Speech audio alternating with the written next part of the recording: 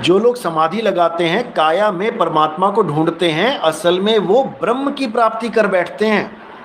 उनको जो चीज़ मिलती है वो कण कण में व्याप्त है, तो उनको लगता है कि जो हमें चीज़ मिल गई है वो तो हर जगह है, कण कण में व्याप्त है, तो उनको लगता है कि ये परमात्मा ही है, जबकि होता ये ब्रह्म है। हमारे एक भगत ने इसको फ़ोन किया और पूछा कि जब ब्रह्म ने सृष्टि नहीं बनाई थी तब ये जीव कहाँ रहता था? तो ये क्या बोलने लगा, कहता परमात्मा में रहता था। इसकी बुद्धि देखो। और उसने बोला कि जब सृष्टि बन गई तो जीव कहाँ रहता है? तो कहता है वो ब्रह्म में रहता है। यानी ब्रह्म में परमात्मा, ब्रह्म में जीव रहता है और परमात्मा कहाँ रहता है? पत्थर में, कण कण में। बताओ, मतलब इतना बुरा हाल है। इसको कोई ये पूछने वाला मिल जाए कि मुझे ये बता कि पत्थर में ब्रह्म है कि नहीं है, पत्थर में ब्रह्म रहता है कि नहीं रहता है, या पत्थर में परमात्मा रहता है, यानी ब्रह्म और परमात्मा दोनों पत्थर में रहते हैं। कण कण में ब्रह्म है या कण कण में परमात्मा है, तुम यही बता देते, यही बता दो तुम।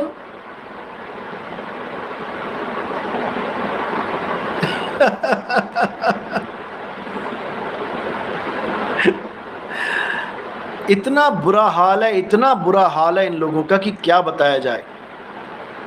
क्योंकि असल में ये ब्रह्म और परमात्मा के स्वरूप को नहीं जानते। इनसे पूछ लो ना कि ब्रह्म का स्वरूप क्या है, आत्मा का स्वरूप क्या है, परमात्मा का स्वरूप क्या है।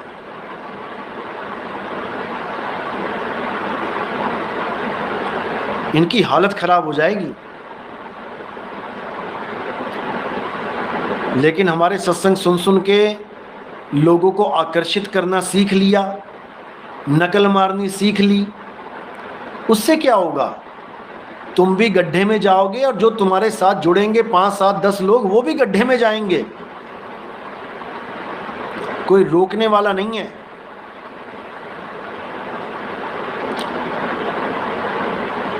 तो इसलिए अच्छे से समझ लो, परमात्मा का वास है आत्मा में। और जो हमारे यहाँ आरती करवाई जाती है वो काया की आरती नहीं होती है। अच्छे से समझ लो किसकी आरती हो रही है। साहिब कबीर का सब घट वासा, गुपत प्रगट कुछ अजब तमाशा। जहां संत तहां परगट भयहूं, और जहां असंत गुपत तहां रहूं। कर दिया ना क्लियर कि अगर तुमने मेरी आरती करनी है तो तुम ऐसे संत की आरती करो जो देह स्वरूप नहीं है, जिसको ये अनुभूति है, जिसको ये अनुभव है कि मैं शरीर नहीं हूं। वही तो तुम्हें समझाएगा कि तुम शरीर नहीं हो।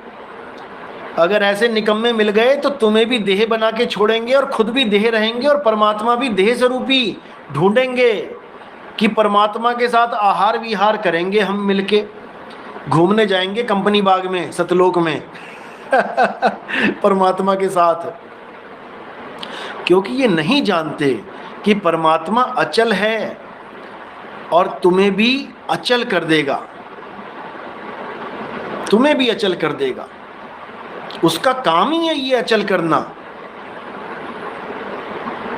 और जब तक तुम अचल नहीं हुए, तुम आहार विहार कर रहे हो, तब तक काल तुम्हारा आहार करेगा। समझे?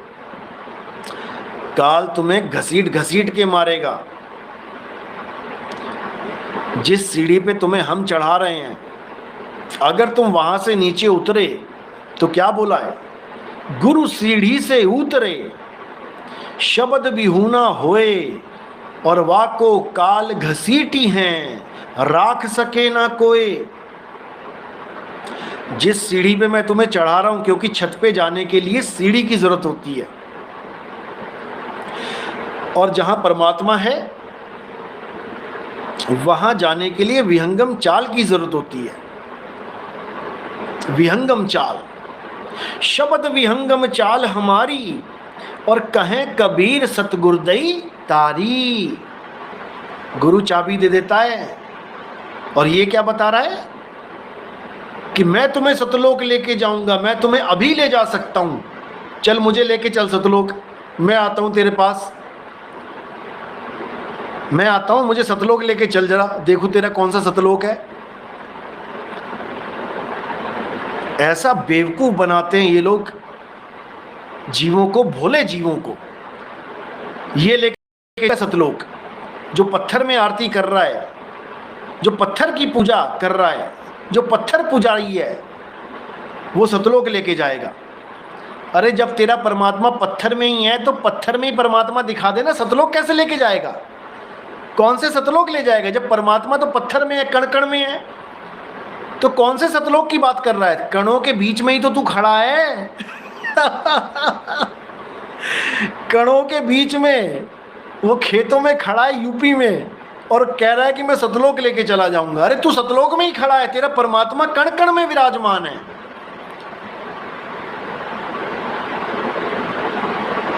इतना बुरा हाल है इन लोगों का। जिस जमीन पे तू खड़ा है, जिस मिट्टी पे तू खड़ा है, वो कण ही है।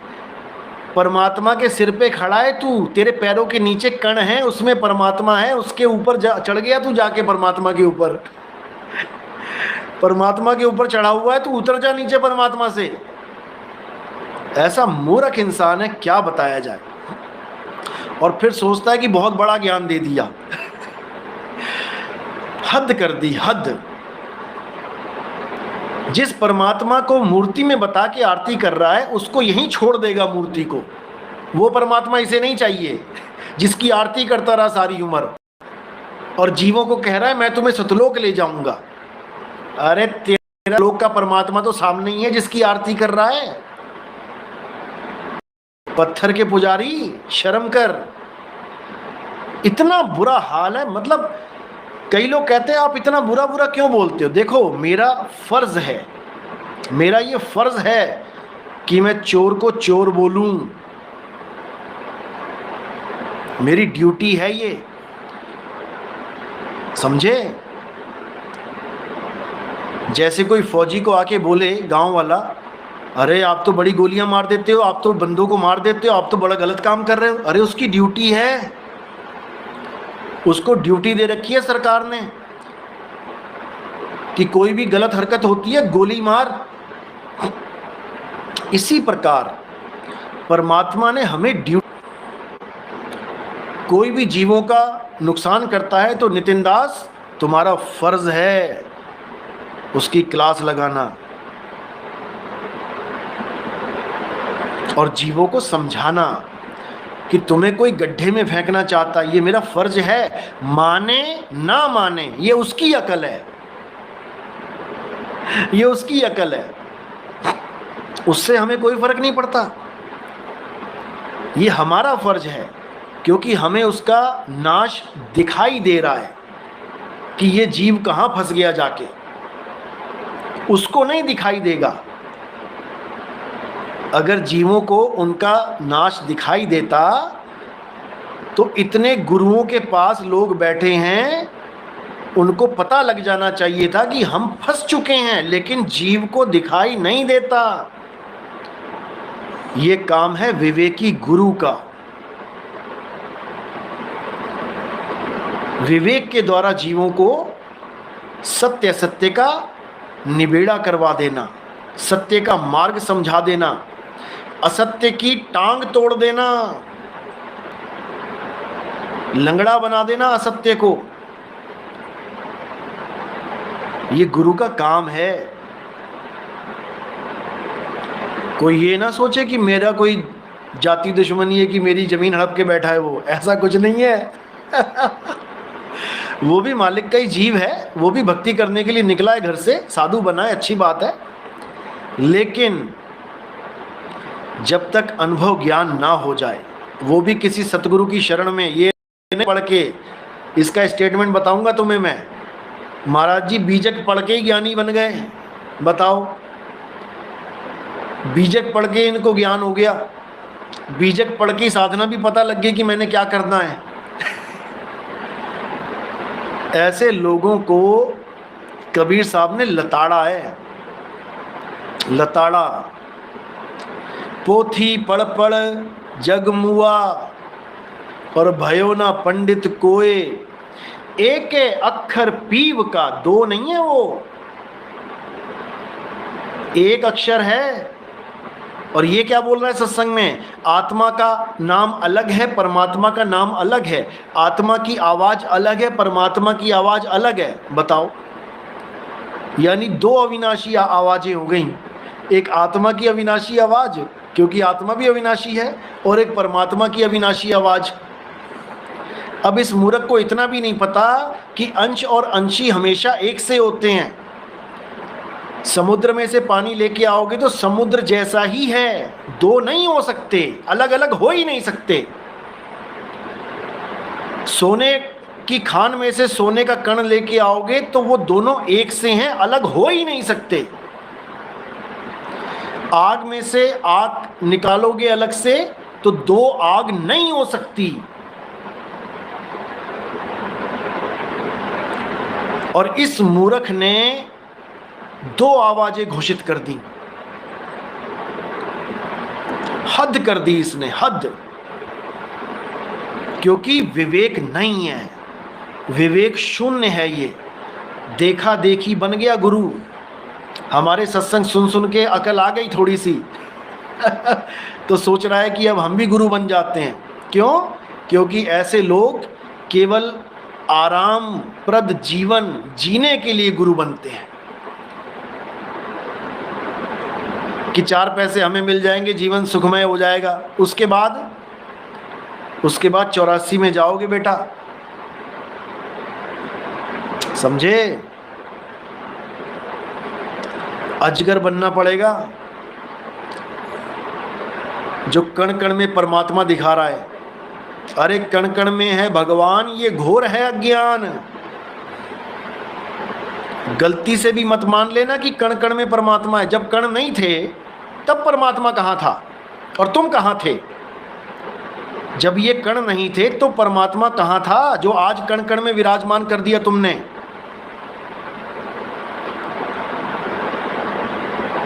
अगर सारे कण हटा दिए जाएं तो परमात्मा तो वहीं रहेगा ना। तो जब कण नहीं बने थे तब परमात्मा कहाँ था और तुम कहाँ थे?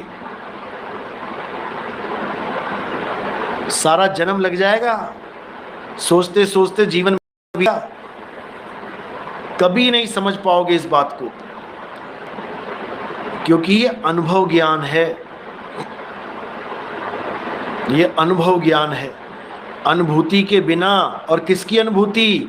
आत्म ज्ञान बिना नर भटके, उस आत्म देव की अनुभूति, जो देवों का देव, महादेव, आत्म देव है, उसकी अनुभूति। उसके बिना सब झूठा, आत्म ज्ञान बिना सब झूठा, झूठी हाट लगाई। बिना अनुभव ज्ञान के सब झूठ है। कितना ही तुम परमात्मा परमात्मा चीख लो, चिल्ला लो, अभी तुम्हारा अंत समय निकट आ गया ना, अभी बोलती बंद हो जाएगी। ये जितनी आवाजें निकल रही हैं ना, ये सब बंद हो जाएंगी, हालत खराब हो जाएगी डर के मारे। तो इसलिए जीवों को भरमाना बंद कर और किसी गुरु की शरण में चला जा। हमारे पास तो नहीं आएगा, मुझे पता है लेकिन कोई और ढंग का गुरु ढूंढ ले जो तेरे दिमाग को थोड़ा क्लियर कर दे। बाद में तो हमारे पास ही आना पड़ेगा क्योंकि चाबी यही है शब्द विहंगम चाल हमारी, और कहें कबीर सतगुरदई ताली। गुरु चाबी देता है, और जिसके पास चाबी नहीं वो इसी पिंजड़े में धक्के खाता रह जाएगा। खुले कपाट शब्द झनकारी, कपाट खुलेगा, शब्द झनकारी, अनुभव होगा, तब मुक्ति होगी, नहीं तो धक्के खाते रह जाओगे। समझ लो, सोच लो, मेरा ना कोई फायदा है और ना कोई नुकसान। आप कहीं भी जाओ उससे मुझे ना कोई फायदा है ना नुकसान। 64 लाख चेलों में से केवल 2 को छोड़ के कबीर साहब को सबने छोड़ दिया। केवल 2 लोग रहे, अर्जुन सर्जुन। उसके अलावा 64 लाख में से सब चेले 2 को छोड़ के चले गए। तो इसमें कबीर साहब का कितना बड़ा नुकसान हुआ? क्या कबीर साहब का नुकसान हुआ इसमें? किसका नुकसान हुआ? लिखो जरा।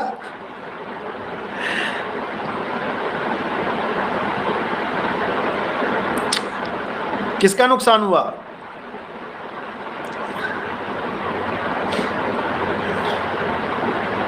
बिल्कुल उन चेलों का नुकसान हुआ जो कबीर साहब को छोड़ के चले गए। वही धक्के खा रहे हैं और अब हमारे सत्संग सुन के वही आ रहे हैं। हमारे सत्संग सुन के पहले वही 64 लाख पूरे होंगे, समझे?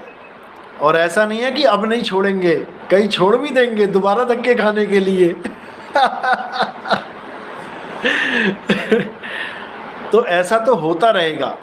लेकिन कबीर साहब कहते हैं कि जो हम पे अटल होके, यानी कहें कबीर सुनो भाई साधो मैं तो हूं विश्वास में, जो हम पे अटल होकर भक्ति करेगा, यानी जो भेद हम बता रहे हैं उसको अच्छे से समझ के देह से परे कैसे जाना है, कैसे पहुंचना है। पिंजड़े में तो बैठा ही है जीव।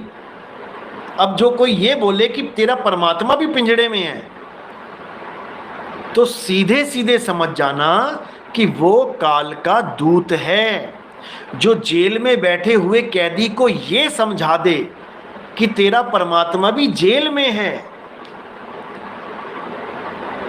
तो समझ जाना कि तुम दोबारा से जेल में ही रहने की तैयारी कर रहे हो।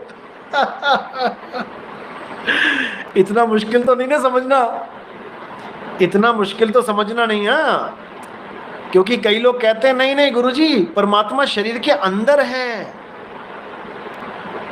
ऐसे भी हैं। तो मेरी बात तुम्हें समझ में तो आ रही है ना कि तोता पिंजड़े में फंस गया, मान लिया पिंजड़े में तोता है। अरे उसका घर थोड़ी नहीं पिंजड़े में है, उसका घोंसला तो पेड़ पे है। अब कोई कहे नहीं तेरा घोंसला भी पिंजड़े में ही है, तब तो तोता गया काम से। जिस तोते ने यह विश्वास कर लिया कि देह में विदेह है, वो तोता तो गया काम से। अब वो हमारे पास रहे ना रहे उससे कोई मतलब नहीं है। उसने पिंजड़े में ही अपना घर माना, अब वो पिंजड़े में ही रहेगा। बस इतना समझ लो। 84 लाख पिंजड़े